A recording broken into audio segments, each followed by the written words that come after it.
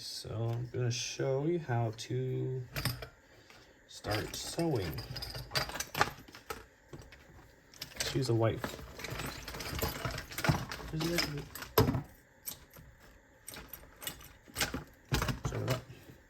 So if your tool has an insert, you can stick in here, but mine's too big, doesn't fit. It's not really a big deal.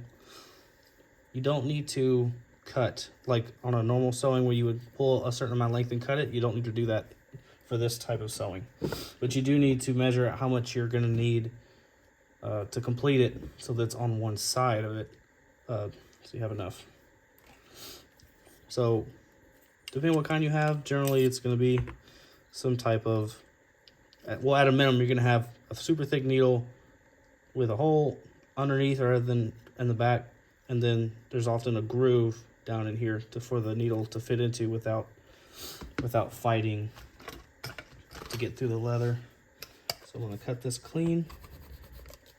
Nice thing about these type of threads that they're like waxed, so they're easy to thin out and get in the hole.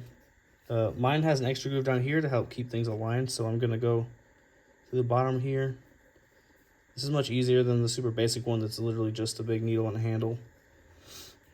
And I'll go over the just normal sewing needle type in a little bit.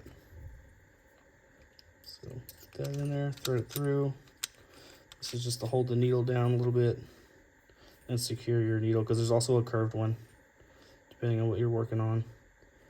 And the tricky part here is make sure you're pulling on the correct side when you're pulling on it, so you don't just pull it out.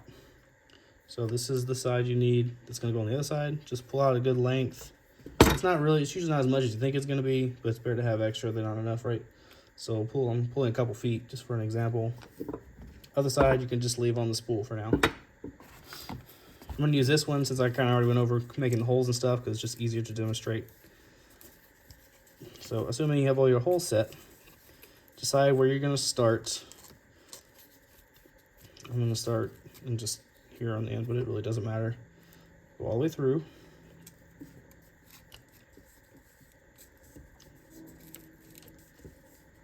And then see how I pulled back a little bit? The way I think of it is the groove side is always facing me. So when I pull back the loop, I want to pull the loop that's on the back side, because I know that's the loose side. So you're going to pull it all the way through. Make sure you're pulling that side, or you're just going to keep pulling from the spool. Got all the loose side. See that? Now pull the needle back through and you have your thread now. Now don't pull out. You don't want a whole bunch of slack sticking out here. Try to keep it short. You can also pull from the other side if you need to, from your spool side, to keep it short. It's kind of tricky to get started once you get the first one in. It's holding itself together more. I can show you how to clamp it later, or you can use one of the little clips. So go to your next hole.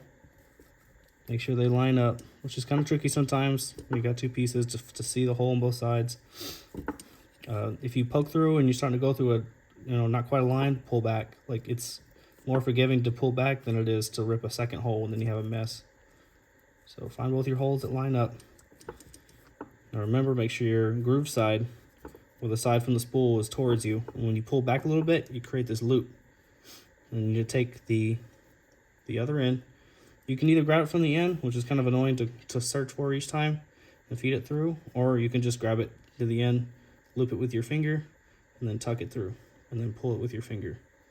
And you want to figure out your pattern because it's very repetitive, So pull that through, and then hold this side with the bobbin, or where the thread from the bobbin is, so that you can pull back through and create some tension. Sometimes I just like that and then grab the string and then pull it. Don't pull it super tight, because it's gonna rip the leather as you build more tension. Just enough to make it snug. And then when you're ready for the next loop, take out some of your slack, as much slack as possible, because it's gonna be easier than, or you have to fight to pull it tight later. Find your next hole. It's okay to pull it back to look for it if you're having trouble finding the next hole. See, they're not tight yet. Push it through, and you create some tension on the back as you push through. Pull it back again. Again, make sure you're doing the loop on the back side, because if you do it on the side with the groove from the bobbin, it's going to get all tangled up. From the back, grab it, pull through, and then pull it tight again. At this point, make sure you, each time you kind of snug it up so it doesn't come loose on you. And it's gonna stay kind of loose until you get farther down the line. And then another thing is, don't pull too tight on one side or the other, because then look how your thread, it's not even. It's not tucking down inside the hole. So when you pull, make sure you pull sides both evenly, like when you're tying your shoes. Okay. Each time, get rid of some of your slack as much as you can. So because you see how it gets tangled like that, you could loop it up and get it tangled like that. Lots of other mess. There, loop it. Loop, pull it through. Try not to stab yourself. Boom, pull it. Boom. Okay.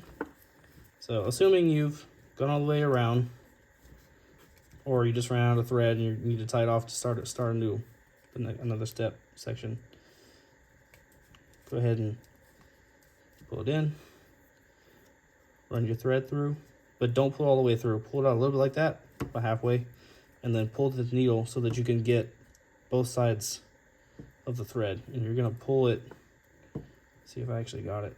Yeah, it's in there somewhere. Where are we at? If I can get it. Yeah, it's tricky to find the right one. Pull it all the way through.